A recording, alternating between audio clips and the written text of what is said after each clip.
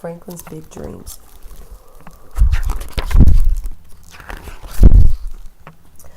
One night while he was staring at the moon, wishing he could visit it, Franklin heard somebody tapping on his wall. It wasn't exactly tapping, it was more like... "What are you doing?" said Franklin to the man with the sledgehammer. "You're supposed to be asleep," he claimed.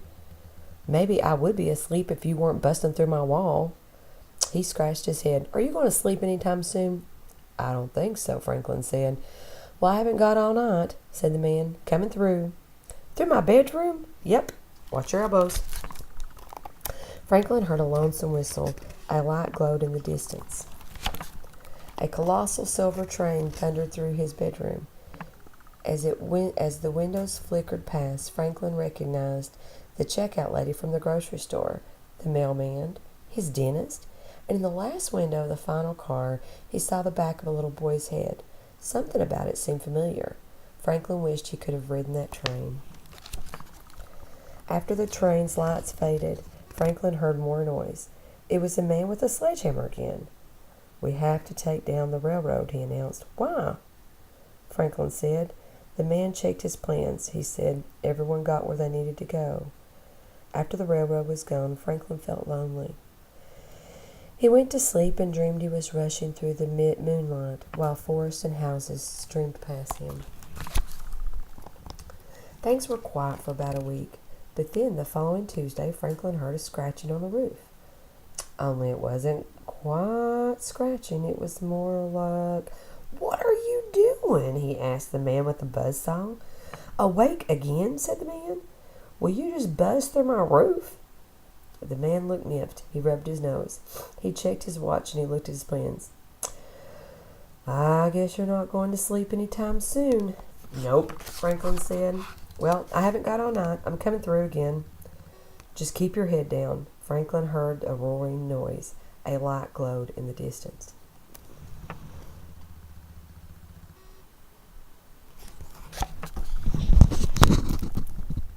A colossal jet came screaming out of the shrubbery. Just as it got to Franklin's bedroom, it took off. As the jet's little oval windows flickered overhead, Franklin saw the security guard from the bank, the piano teacher, and Uncle Marty. And in the very last window, there was a little boy's head. Franklin thought possibly he recognized that cowlick. As the plane rose into the evening sky, Franklin wished he could go along.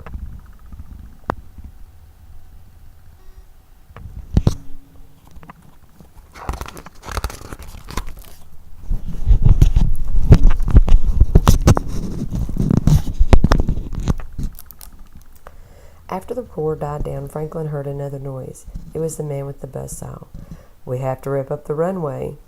Everybody got where they needed to go. The man checked his plans. "Looks that way," he said. After the man and his crew left, Franklin felt lonely.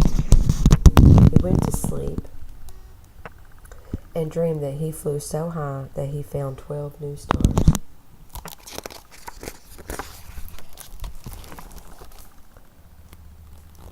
Things were quiet at Franklin's house for a while. But then, one Thursday night, a rumbling came through the floor. Only it wasn't actually a rumbling. It was more like... "Now what?" Franklin asked the man with the jackhammer. "A canal," said the man. "Through my bedroom? How'd you guess? Tucking your toes." Franklin felt a powerful vibration. A light glowed in the distance. An ocean liner came streaming up the canal, waving at him over the rail were his mother's boss, the school bus driver, and the guy from across the street who wore the Hawaiian shirts even in December. "Have fun in Hawaii," Franklin shouted. "Thanks," yelled the guy. Leaning against the bow rail was a kid whose ears stuck out in a memorable way. As the ocean liner disappeared into the distance, Franklin wished he was on it. After the vibration of the engine faded, Franklin heard another noise. It was the man with the jackhammer. "We have to fill the canal." "Okay, fine." Franklin felt lonely when they were done. But after a while he fell asleep and dreamed of seas that no one had ever seen. The next morning Franklin woke with a start. "Wait a second," he said. He ran into the bathroom,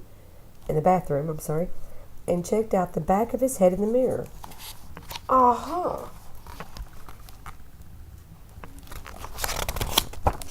When the man returned, the moon was full outside Franklin's window.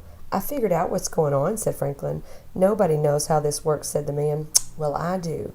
And there's a special place I've always wanted to go. Okay, sighed the man, but you've got to keep it quiet. I could do that.